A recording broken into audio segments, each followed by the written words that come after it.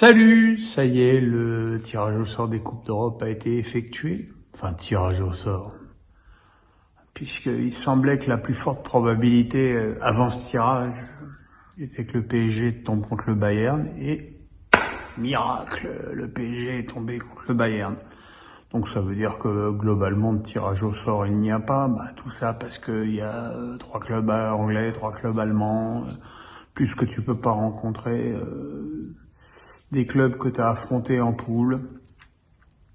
Et voilà, et je trouve cette règle complètement con, et je trouve qu'à partir des 8e de finale de la Ligue des Champions, il devrait y avoir un tirage au sort intégral, à la rigueur qu'on ne puisse pas affronter l'équipe qu'on vient de jouer en poule, mais pour le reste, ça devrait être intégral, et que s'il y a des matchs entre Anglais et entre Allemands, tant pis pour eux, problème de riches.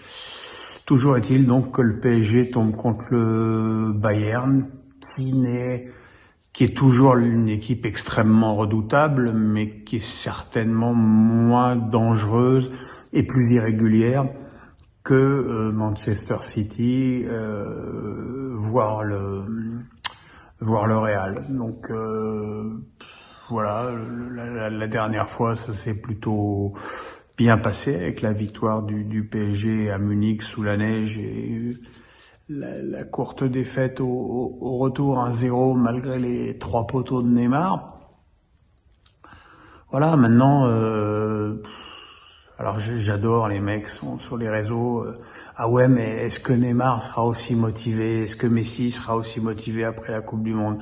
Donc on a l'impression qu'il n'y a pas un mec du Bayern qui va faire la Coupe du Monde, que les Allemands n'arrivent pas au Qatar avec des ambitions, qui ne peuvent pas être déçus d'une défaite en demi-finale et avoir un coup de barre physique et psychologique derrière. On a l'impression que ça, c'est uniquement réservé au PSG.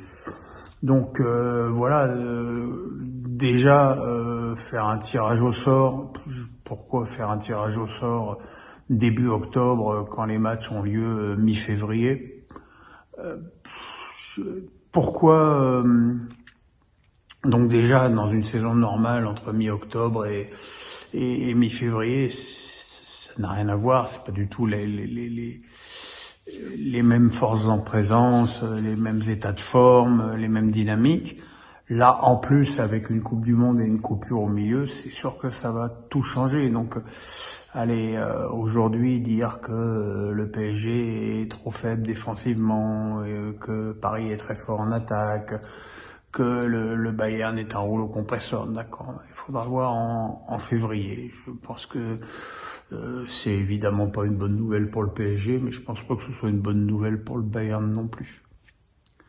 Et puis dans les autres coupes d'Europe, on pouvait s'attendre à des trucs très compliqués. Finalement, il y a Nantes qui tombe contre la Juve et qui a l'air d'en être très heureux. C'est effectivement un match de prestige contre une équipe qu'on a pu voir contre le PSG, qui n'est plus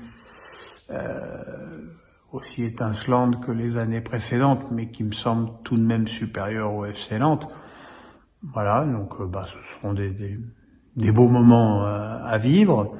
Rennes rencontrera le Shakhtar Donetsk, qui est une équipe régulièrement redoutable lors des matchs de poule, qui a beaucoup plus de difficultés lorsque son championnat est terminé dans les matchs à élimination directe. Et en plus, évidemment, comme c'est un club ukrainien, ils joueront sur terrain neutre leur match. Donc tout ça fait que c'est quand même plutôt un bon tirage, d'autant plus que le Shakhtar est quand même moins prestigieux et moins en forme que les saisons précédentes.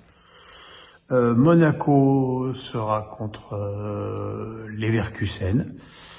Alors, au tout début de la saison, ça aurait été un bon tirage parce que Leverkusen était à la rue complet, et puis ça s'arrange depuis que Xavi Alonso est arrivé sur le banc de touche. Les résultats sont bien meilleurs. Ils ont gagné 5-0 ce week-end, donc ce sera un match où Monaco a des très bonnes chances de passer, mais un match où il faudra faire attention parce que Leverkusen, c'est quand même une équipe qui a une belle expérience européenne. Voilà mes petits amis, donc demain face à Pirot. Portez-vous bien en attendant, je vous embrasse.